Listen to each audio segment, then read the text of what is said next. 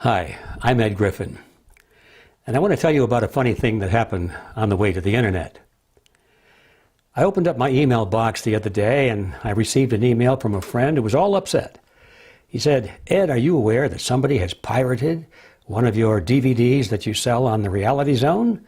Not only that," he said, "it's all fuzzy, it's not your quality, and they've chopped it up. They've made it very short. It's only about 8 minutes long, and your whole program is about an hour. And they've chopped it all up." And I thought, well, this sounds pretty serious. I better go check it out and see what's going on here. It wasn't that I was concerned about there being a pirated version, because that happens all the time. And frankly, I'm glad for it.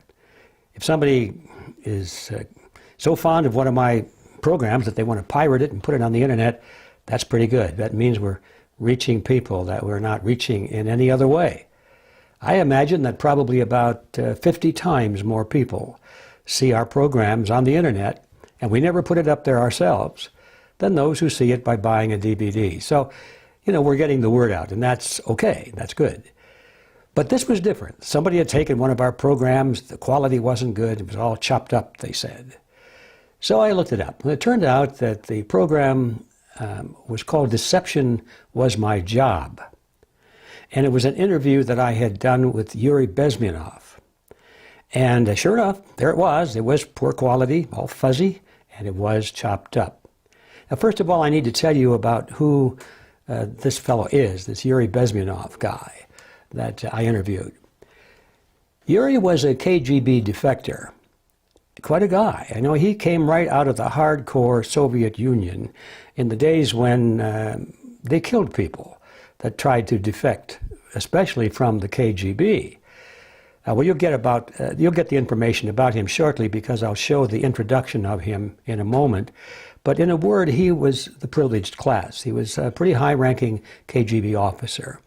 But he did defect in 1970, and I interviewed him here in the United States in 1985. The story is pretty astounding. But the important thing here is when I looked at the edit job that this unnamed person did with the video, I was greatly surprised. I thought he had done an excellent job. In other words, he had taken a program that was about an hour long, and he found a certain topic within it and put all the elements together from that topic so that it all went from one to the other. And it really had continuity. The topic that he found was the description by Yuri Bezmenov of the 4 stages of conquest of a nation by communism from within. Now, he was involved in this kind of a strategy. His main job was to receive journalists from the Western world as they came to visit the Soviet Union. They would arrive in Moscow, and Yuri's job was to greet them at the airport and bring them over to the fine hotel and buy them a lot of good food and especially some wine, get them all loosened up. And then his job was to make sure they didn't really see the way it really was. His job was to show them just little show places and staged shows that they put on to make it look like that was the real life there. I digress a bit, but the most interesting part is where they staged a wedding in a church just for journalists.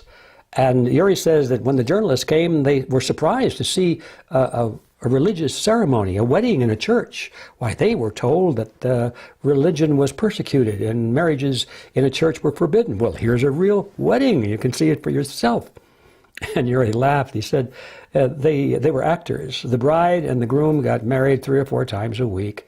And all the guests that came and drank the champagne and danced, they were all actors. And he was part of that show, putting it together. It was quite an interesting program. But now we're talking about something a little more sinister. We're talking about the 4 stages of conquering a country from within.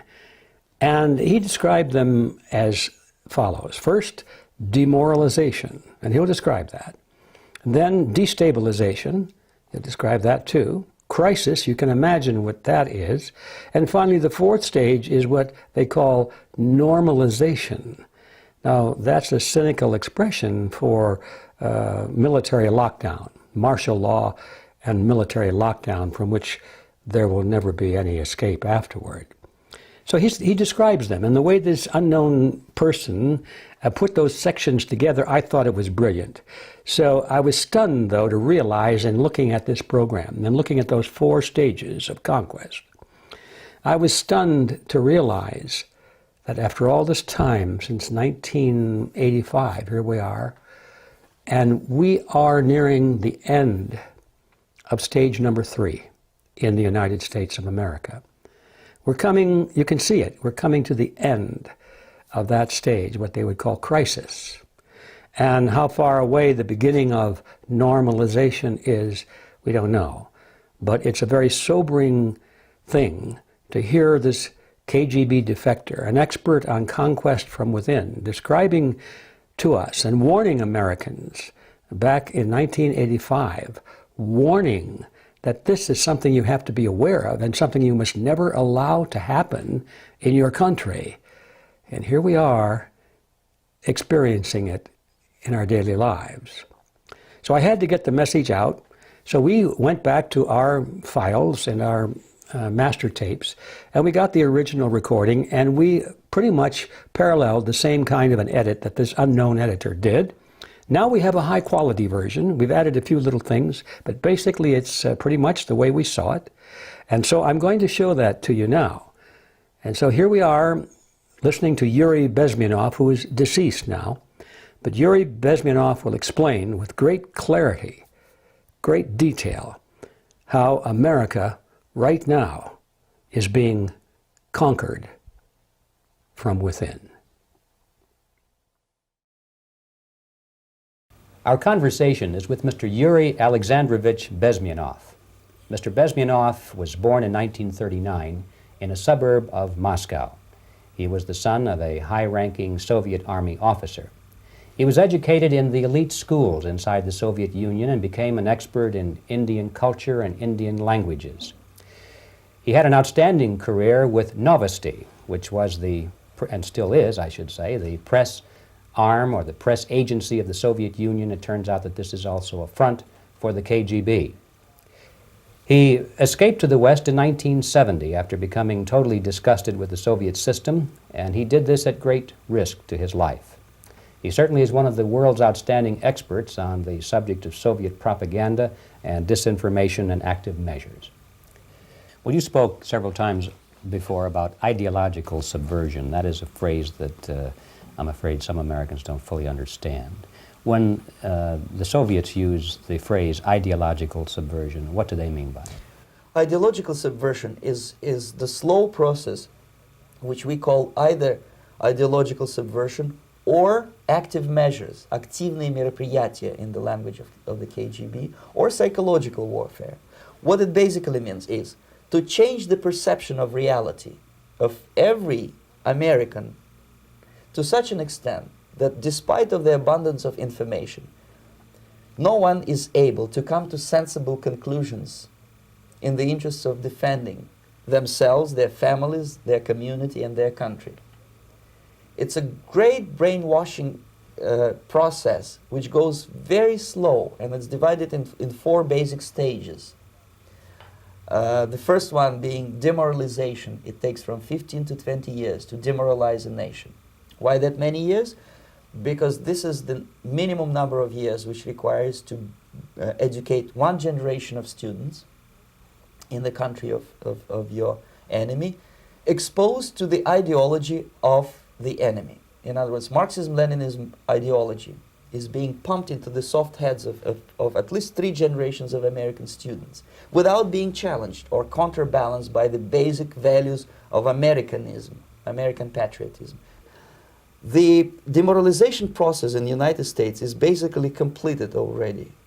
For the last 25 years, actually it's overfulfilled, because demoralization now reaches such areas where previously not even Comrade Andropov and all his experts would even dream of such a tremendous success.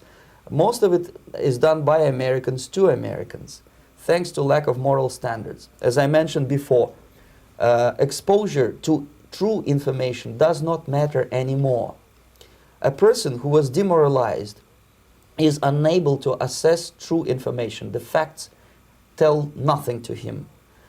Even if I shower him with information, with authentic proof, with documents, with pictures, even if I take him by force to the Soviet Union and show him concentration camp, he will refuse to believe it until he is going to receive a kick in his fat bottom.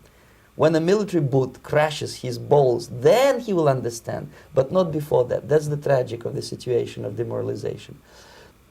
The next stage is destabilization. This time, subverter does not care about your ideas and the patterns of your consumption. Whether you eat junk food and get fat and flabby, doesn't matter anymore.